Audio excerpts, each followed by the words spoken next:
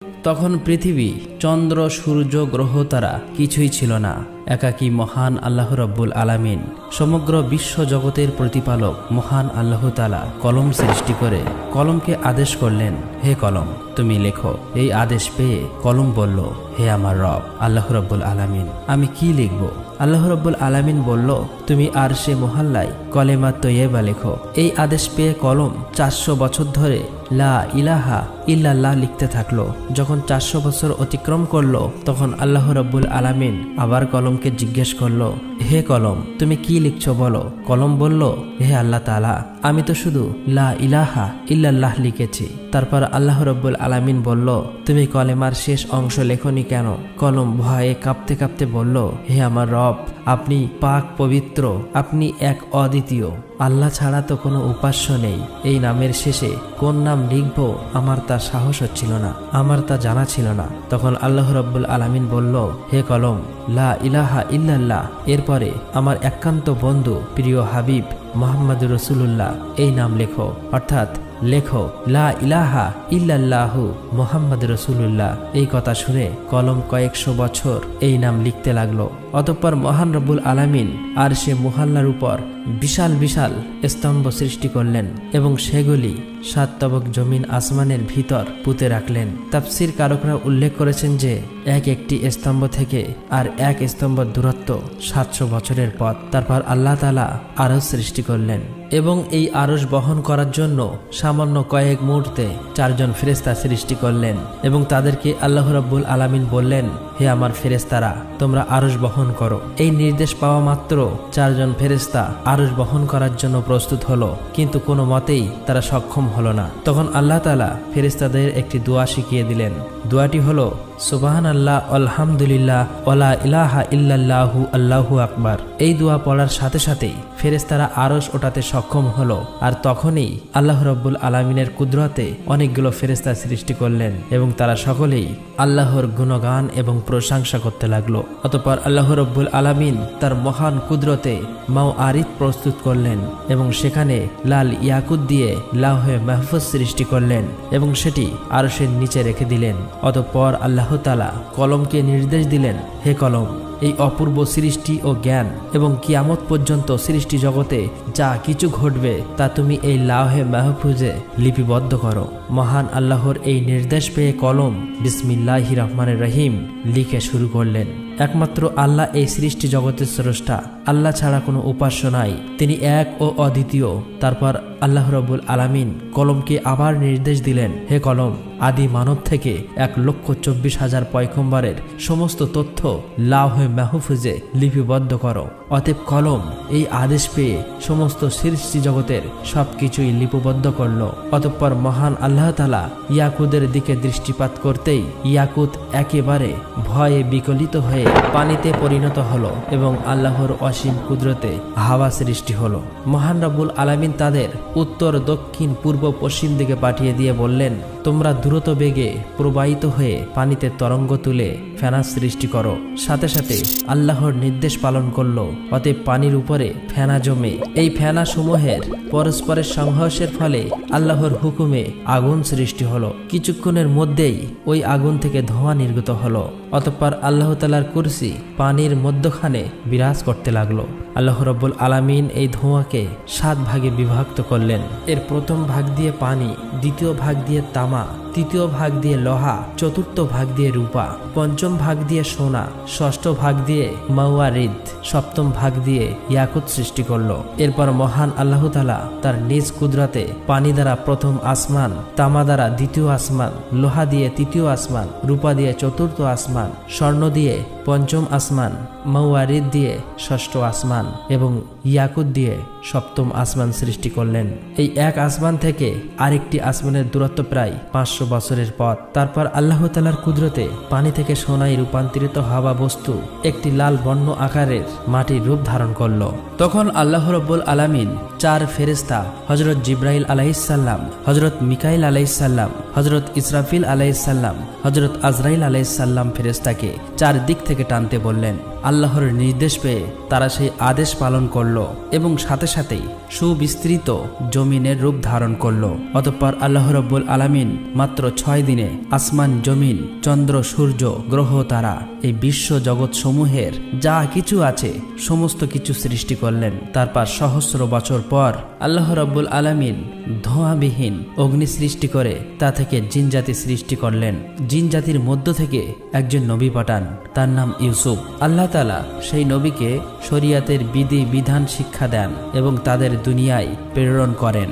এভাবেই চলছিল জিনদের জীবন। কিন্তু বহু বছর পর আল্লাহর বিধিবিধান ভুলে সমস্ত জিনের দল পথভ্রষ্ট হয়ে পাপাচারে লিপ্ত হলো। তখন ইউসুফ নামের ওই জিন সকলের উদ্দেশ্যে বলল, হে সকল জিনের দল, তোমরা আল্লাহকে ভয় করো, পাপাচার থেকে ফিরে এসো। তোমরা কি ভুলে গেছো আল্লাহ এক, অদ্বিতীয়, আল্লাহ ছাড়া কোনো উপাস্য নেই? অতএব তোমরা তওবা করে সৎ পথে ফিরে এসো এবং আল্লাহর বিধিবিধান মেনে চলো। কিন্তু এই সকল জিনের দল তার কথা শুনল না, সকলেই মিলে তাকে হত্যা করলো। এদিকে সকল ফেরেশতারা বলতে লাগলো, হে আল্লাহ, জিনদের দল দুনিয়াতে পাপাচারে লিপ্ত হয়ে ফাসাদ সৃষ্টি করছে এবং হত্যা করছে। আল্লাহ রাব্বুল আলামিন অসীম দয়ালু, আল্লাহর দয়া সীমাহীন। ফেরেশতাদের এই কথা শোনার পর তিনি জিনদের পাপের শাস্তি প্রদান না করে পুনরায় একজন পয়গম্বর পাঠালেন। কিন্তু তিনি সফল হতে পারলেন না। মাত্র কিছু সংখ্যক জিন তার হেদায়েত মেনে সৎ পথে প্রত্যাবর্তন করলো আর সকলেই পথভ্রষ্ট হয়ে গেল। এভাবে প্রায় 36,000 বছর সময়ের মধ্যে জিনরা বহু সংখ্যক পয়গম্বরকে হত্যা করে ফেলল। অতঃপর আল্লাহ রাব্বুল আলামিন ফেরেশতাদের বলল, তোমরা যাও, যারা পাপাচারে লিপ্ত তাদেরকে শাস্তি প্রদান করো। আল্লাহ রাব্বুল আলামিনের এই নির্দেশ পেয়ে ফেরেশতারা কোটি কোটি জিনদের শাস্তি প্রদান করল। কেবলমাত্র যে সকল ঈমানদার জিন পাপী জিনদের ভয়ে বনে, জঙ্গলে, পাহাড়, পর্বতে, গুহায় বসে আল্লাহর ইবাদতে মগ্ন ছিল তারাই ফেরেশতাদের হাত থেকে রক্ষা পেল। ওই সময় ফেরেশতারা লক্ষ্য করে দেখল একটি কমবয়স্ক সুন্দর বালক জিন একাকী দাঁড়িয়ে আছে। তার নাম ইবলিশ। তাকে দেখে ফেরেশতাদের অন্তরে দয়া মায়া উদয় হলো। তখন ফেরেশতারা বলল, হে আমার রব, হে মাবুদ, এই বালক জিনটি অসহায়, তার প্রতি আমাদের অনেক মায়া লাগছে। আমরা কি একে নিয়ে আসমানে লালন পালন করব? ফেরেশতাদের অনুরোধে আল্লাহ রাব্বুল আলামিন তাকে আসমানে নিয়ে আসতে অনুমতি দিলেন। ইবলিশ ছিল তীক্ষ্ণ স্মৃতিশক্তি সম্পন্ন। সে একবার যা শুনত চিরদিনের জন্য তা মনে রাখত। এদিকে যে সকল জিন বেঁচে গিয়েছিল তাদের বংশবৃদ্ধি পেয়ে আবার জিনদের দ্বারা এই জগৎ পরিপূর্ণ হয়ে উঠল। এদিকে ফেরেশতারা ইবলিশকে প্রথম আসমানে নিয়ে আসলো। সেখানে এসে ফেরেশতারা আল্লাহর ইবাদত বান্দাগির সমস্ত নিয়ম কানুন শিখিয়ে দিলেন। ইবলিশ খুবই অল্প সময়ে এই শিক্ষা লাভ করে দীর্ঘ 1000 বছর প্রথম আসমানে আল্লাহর ইবাদত করল। ইবলিশের আল্লাহর প্রতি ইবাদতের একাগ্রতা ও নিষ্ঠা দেখে অবাক হয়ে ফেরেশতারা বলতে লাগলো, আমরা কেবলমাত্র আল্লাহর ইবাদতের জন্যই সৃষ্টি হয়েছি। একমাত্র ইবাদতেই আমাদের শিক্ষা, ধ্যান, দীক্ষা সবকিছুই। কিন্তু কি আশ্চর্য ব্যাপার, ইবলিশ আমাদের কাছে ইবাদতের নিয়ম কানুন শিখে সে যে ইবাদত করছে তার তুলনায় আমরা কিছুই না। আমাদের ফেরেশতাদের মধ্যে তো এমন ইবাদত কাউকে করতে দেখেনি। মনে হচ্ছে ইবলিশের কাছে আমাদের অনেক কিছু শেখার আছে। তার ইবাদতে ফেরেশতারা এত মুগ্ধ হলো যে তাকে অতি যত্ন সহকারে প্রথম আসমান থেকে 1000 বছর পর দ্বিতীয় আসমানে নিয়ে গেল। দ্বিতীয় আসমানে এসে তার চেয়েও বেশি পরিমাণে ইবাদতে মশগুল হলো। আসমানের ফেরেশতারা এটা দেখে চারিদিক থেকে ধন্য ধন্য বলতে লাগলো। বহু ফেরেশতারা তার প্রশংসা করতে লাগলো এবং ইবলিশের নাম রাখলো আবেদ। তারপর ইবলিশ 1000 বছর ইবাদত করার পর ফেরেশতারা দ্বিতীয় আসমান থেকে তৃতীয় আসমানে নিয়ে গেল। সেখানে এসে আরো বেশি পরিমাণে পরম একাগ্রতা মনোযোগের সাথে আল্লাহর ইবাদতে মগ্ন হলো। এটা দেখে সেখানকার ফেরেশতারা তার ইবাদতে মুগ্ধ হয়ে ইবলিশের নাম রাখলো ওলি। এভাবেই প্রত্যেক আসমানে ইবলিশ 1000 বছর ইবাদত করলো। অবশেষে সপ্তম আসমানে উপনীত হয়ে পরম সুখে শান্তিতে বসবাস শুরু করলো। ইবলিশ সর্ববিষয়ে অনেক জ্ঞান এবং অভিজ্ঞতা অর্জন করলো। তখন ফেরেশতারা আল্লাহর কাছে দোয়া করে বলল, হে আমার রব, হে আল্লাহ, তুমি তোমার প্রিয় ইবলিশকে যদি আরশে মুহাল্লায় উঠিয়ে আনো তবে আমরা তার কাছ থেকে অনেক মূল্যবান উপদেশ শুনে অনেক কিছু শিখতে পারতাম, কেননা সে আমাদের অপেক্ষা অনেক বেশি জ্ঞান অর্জন করেছে। মহান আল্লাহ তাআলা ফেরেশতাদের এই আবেদন মঞ্জুর করলেন এবং ইবলিশকে আরশে মুহাল্লার কাছে নিয়ে আসলেন। সেখানে এসে ইবলিশ ইয়াকুত নির্মিত একটি সুউচ্চ মেম্বারে ইবাদতে মশগুল হলেন এবং ওয়াজ নসিহত করতে লাগলো। তখন এইসব দেখে ফেরেশতারা তাকে মালাইকা অর্থাৎ ফেরেশতাদের শিক্ষক হিসেবে মেনে নিল। এদিকে পৃথিবীর যে সকল জিনের দল অবশিষ্ট ছিল তারা আবারও ভীষণ পাপাচারী হয়ে উঠল। তখন আল্লাহ রাব্বুল আলামিন ইবলিশকে বললেন, হে ইবলিশ, তোমার ইবাদত বান্দেগি এবং আনুগত্য দেখে অত্যন্ত সন্তুষ্ট হয়েছি। এবার তুমি দুনিয়াতে গিয়ে তোমার স্বজাতীয় জিনদেরকে সৎপথ প্রদর্শন করো। আল্লাহ রাব্বুল আলামিনের এই নির্দেশ পেয়ে ইবলিশ বলল, হে মাবুদ, হে আল্লাহ, আপনার নির্দেশ আমি অবশ্যই পালন করব, কিন্তু আল্লাহ আমাকে এমন একটি ক্ষমতা দিন আমি যেন সারাদিন দুনিয়াতে জিনদের শিক্ষাদান করার পর আবার যেন সন্ধ্যায় এখানে ফিরে আসতে পারি এবং আপনার ইবাদতে মশগুল থাকতে পারি। আল্লাহ রাব্বুল আলামিন ইবলিশের এই আবেদন কবুল করলেন। অতঃপর ইবলিশ অত্যন্ত আনন্দিত চিত্তে দুনিয়াতে নেমে আসলো এবং জিনদেরকে বলতে লাগলো, হে জিনের দল, তোমরা কি ভুলে গেছো সেই আযাবের কথা? এখনো সময় আছে, আল্লাহর পথে ফিরে এসো। আল্লাহ ছাড়া কোনো উপাস্য নেই, পাপ কাজ ছেড়ে দিয়ে সৎ পথে ফিরে এসো। এইভাবে বহুদিন পর্যন্ত তাদেরকে হেদায়েত করতে লাগলেন। কিন্তু একাধারে বহুদিন পর্যন্ত সে অপ্রাণ চেষ্টা করেও পরিশ্রম করা সত্ত্বেও সামান্য কিছু সংখ্যক জিন ছাড়া প্রায় সকলেই ইবলিশের বিরুদ্ধাচরণ করতে লাগলো এবং ভীষণ পাপাচারে লিপ্ত হয়ে গেল। তখন ইবলিশ আল্লাহর দরবারে দোয়া করলেন, হে মাবুদ, হে আল্লাহ, আপনি আমাকে ক্ষমতা দিন যাতে এই অবাধ্য জিনদেরকে আমি সমূলে ধ্বংস করতে পারি।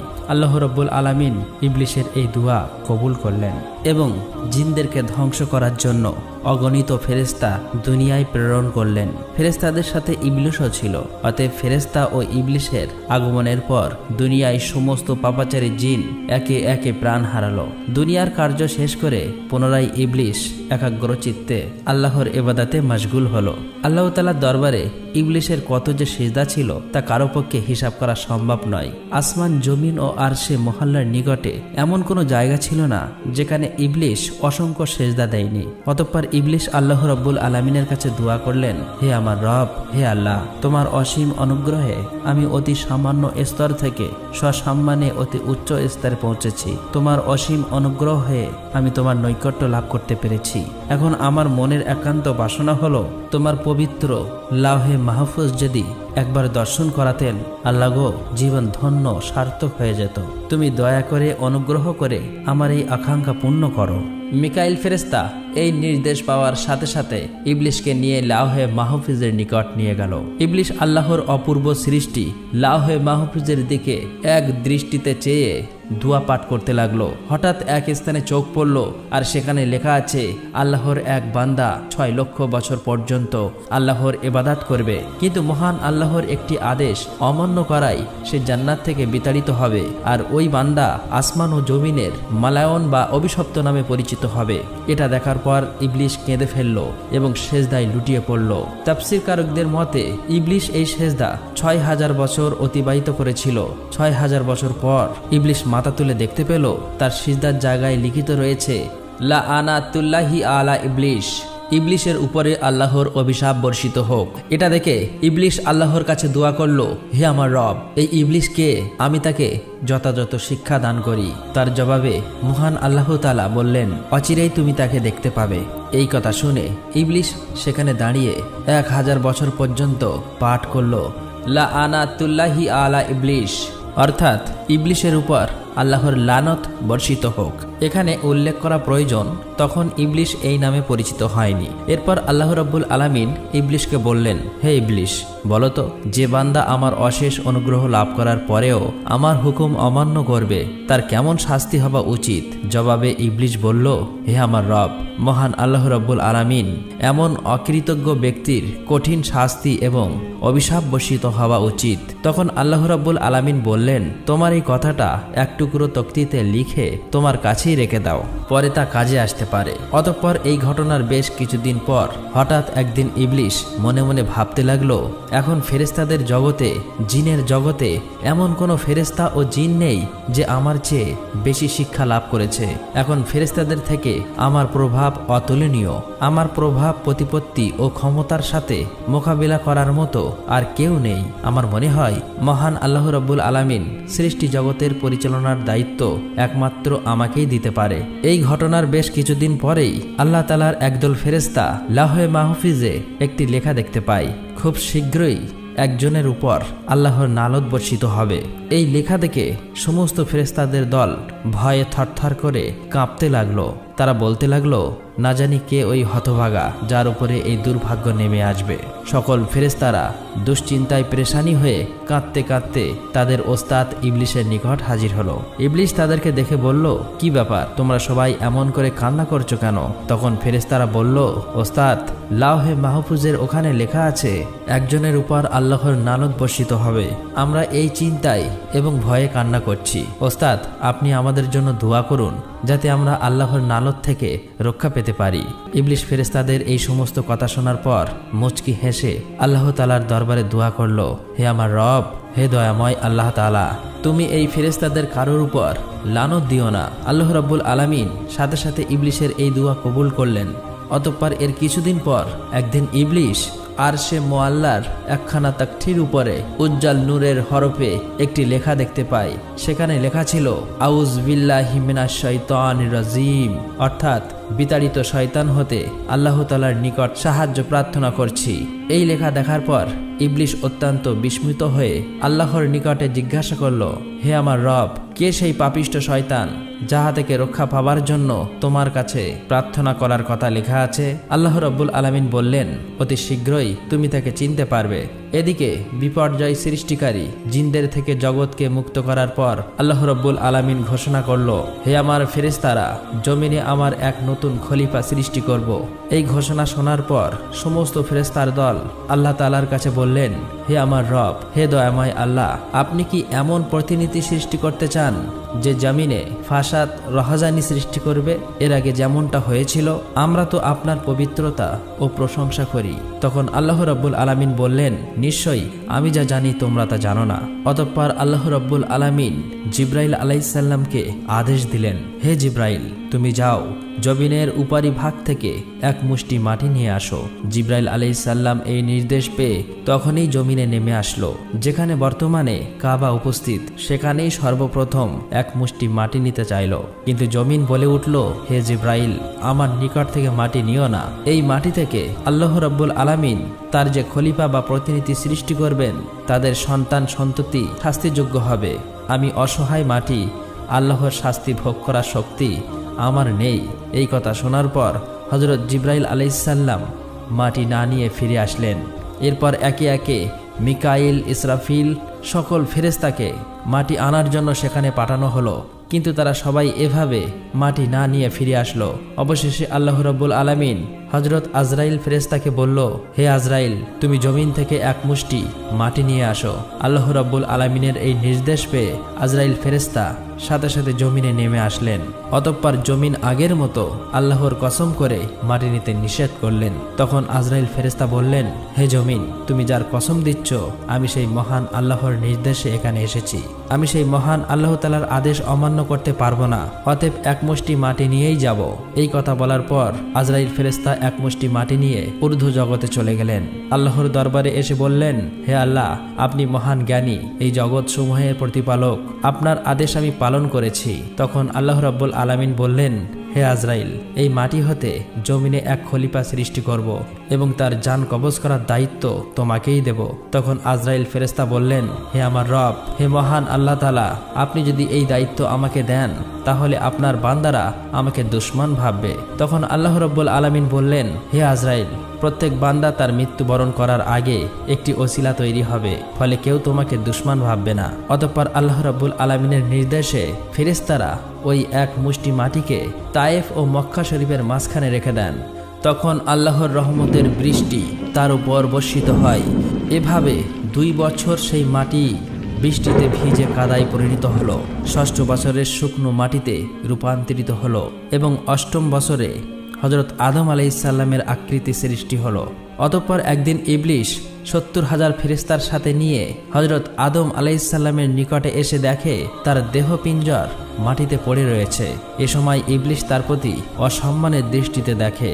তারপর অন্য একদিন ফেরেশতারা ইবলিসকে বললেন, আল্লাহ রাব্বুল আলামিন এই মাটি হতে প্রতিনিধি সৃষ্টি করবে। তখন ইবলিস বলল, একথা সত্য, তবে আল্লাহ তাআলা যদি আমার অধীনে করে দেয় তাহলে আমি তাকে ধ্বংস করে ফেলব, আর আমাকে তার অধীনস্থ করে দিলে আমি তার অধীনতা স্বীকার করব না। এই ঘটনার 40 দিন পর হযরত আদম আলাইহিস সালামের রূহ সৃষ্টি করা হয়। অতঃপর আল্লাহ রাব্বুল আলামিন সকল ফেরেশতাকে বলল, হে ফেরেশতারা, তোমরা সকলেই আদমকে সেজদা করো। সকল ফেরেশতারা হযরত আদম আলাইহিস সালামকে সেজদা করলো, কিন্তু ইবলিস সেজদা করল না।